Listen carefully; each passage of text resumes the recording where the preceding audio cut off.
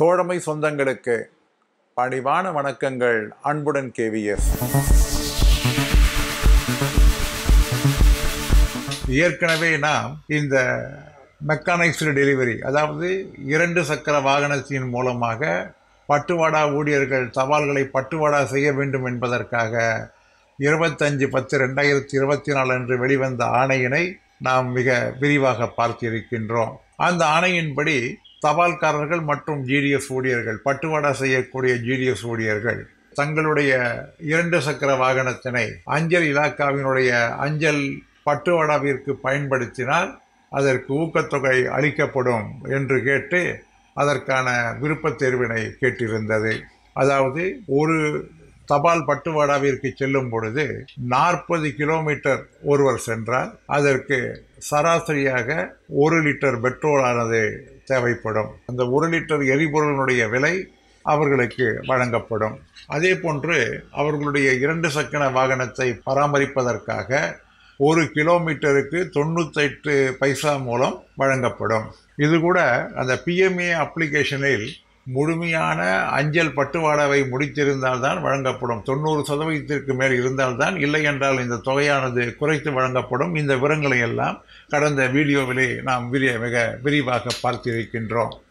இதனால் cycle allowance 180 ரூபாய் என்பது வழங்கப்பட மாட்டாது, அது நிறுத்தப்படும். அது மட்டுமல்லாமல் இதுநாள் வரை சைக்கிள் பீட்டாக இருந்தது இனி 2 வீலர் பீட்டாக மாறி அந்த நாம்ஸ் ஆனது குறைக்கப்பட்டிருக்கிறது. ஒருவர் தபால் பட்டுவாடா செய்ய நடையிலே செல்ல வேண்டும் என்றால், அதாவது நடந்து செல்ல வேண்டும் என்றால், அவர்களுக்கு 1 கிலோமீட்டர் தூரத்திற்கு 19 நிமிடம் என்பது ஏற்கனவே நிர்ணயம் செய்யப்பட்டு இருக்கிறது. அதே சைக்கிளிலே சென்றால் 1 மணி நேரத்தை அவர் 10 நிமிடங்கள் தூரத்திற்கு செலவாகும் என்று கணக்கிடப்பட்டு இருக்கிறது.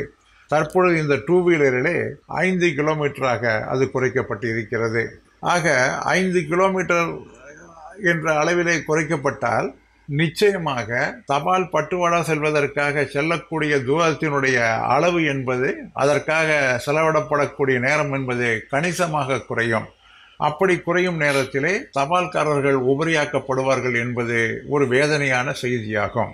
தற்பொழுது இந்த இண்டிபெண்டன்ட் டெலிவரி சென்டர் என்று உருவான பின்னாலே ஒரு 10 டெலிவரி அலுவலகங்களை ஒன்றாக சேர்த்து அங்கிருந்து தபால் பட்டுவாடாக்களை அந்தந்த ஊருக்கு எடுத்து செல்ல வேண்டும் என்கின்ற நிலைப்பாடு வந்தால் அதன் மூலமாகவும் நிறைய தூரங்கள் செல்ல வேண்டியிருக்கும். ஆக தபால்காரருக்கு இந்த மோட்டார் சைக்கிள் மூலமாகத்தான் அவர்கள் செல்ல முடியும், சைக்கிளிலே செல்ல முடியாது என்கின்ற ஒரு அசாதாரண சூழ்நிலையை உருவாக்கி அதன் மூலம் அவர்களை விருப்பத் தேர்வு செய்து அதன் மூலம் அவர்களுடைய பணி அளவீடுகளை குறைப்பதற்கான ஒரு முன்மாதிரியான ஒரு நடவடிக்கையாகத்தான் இதை நாம் காண முடியும்.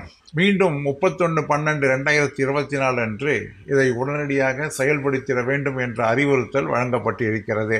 அதிலே 30/12/2024 வரை 30% பட்டுவாடா ஊழியர்கள் மட்டும்தான் இதற்கான விருப்பத் தேர்வினை செய்திருக்கின்றார்கள். மற்றவர்கள் ஏன் செய்யவில்லை? அவர்களிடம் டிரைவிங் லைசன்ஸ் இருக்கிறதா? அவர்களுக்கு டிரைவிங் ஓட்ட தெரியுமா தெரியாதா? அல்லது அவர்களுடைய பீட்டானது நடைமுறையிலே செல்ல வேண்டிய ஒரு பீட்டாக இருக்கிறதா? என்ன காரணத்தினால் அவர்கள் விருப்பத் தேர்வினை செய்திடவில்லை? இவைகளை பற்றி எல்லாம் அனைத்து விவரங்களும் 13/1/2025க்குள்ளாக அனுப்பிட வேண்டும் என்றும், அனைத்து வீட்டுகளும் மெக்கானைஸ்டு டெலிவரியாக 2 சக்கர வாகனத்திலே பட்டுவாடா செய்யக்கூடிய ஒரு பகுதியாக மாற்றப்பட வேண்டும் என்று அமைச்சர் விரும்புகிறார். அவர் இதை நேரடியாக பார்வையிட்டு வருகிறார். ஆகவே உங்களுடைய ரிப்போர்ட்டை தர வேண்டும் என்று அனைத்து மாநிலங்களுக்கும் 31/12/2024 அன்று அறிவுறுத்தப்பட்டு இருக்கிறது. ஆக இந்த மெக்கானைஸ்டு டெலிவரி மூலமாக இண்டிபெண்டன்ட் டெலிவரி சென்டர் 2ம் சேர்த்தால் இதனால் மிக பெரிய அளவிலே பாதிப்பை சந்திக்க இருப்பது தபால் பட்டுவாடா ஊழியர்கள் தான், குறிப்பாக தபால்காரர்கள் தான். நிச்சயமாக அமைதியாக இல்லாமல் என்ன செய்ய முடியும், எப்படி செய்ய முடியும் என்பதை பற்றி சிந்தித்தால் சற்று தெளிவு கிடைக்கும், அதற்கான வழிமுறைகளும் பிறக்கும் என்று கூறி முடிக்கின்றேன். மீண்டும் சந்திப்போம். அன்புடன் கேவிஎஸ்.